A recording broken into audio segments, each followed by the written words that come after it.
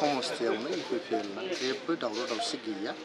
हाइकमान्डआ जेरैबायदि टिकेटखौ होगोन बेजोंनो बयबो मदद होनानै गेलेगोन होननानै दिनैनि बे मावथिफोरनि जे सभा कर्मी सभा जे दंमोन दिनै वार्कार्सनि बेयाव बयबो गावनि गोसोनि बाथ्राखौ बुंदों।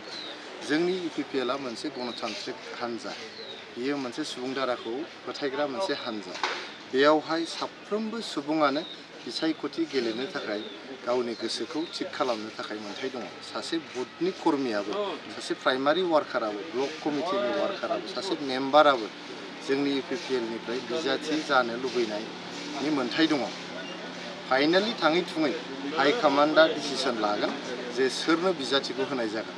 उइनिं फेक्टरखौ नायनानै रायजो राजाफोरनि बजबनाय एक्सेप्टेन्सखौ नायनानै 14 नं चिरां दुवारल' नङा 40टा समस्थियावबो जोङो बिजाथिखौ जोङो होगोन।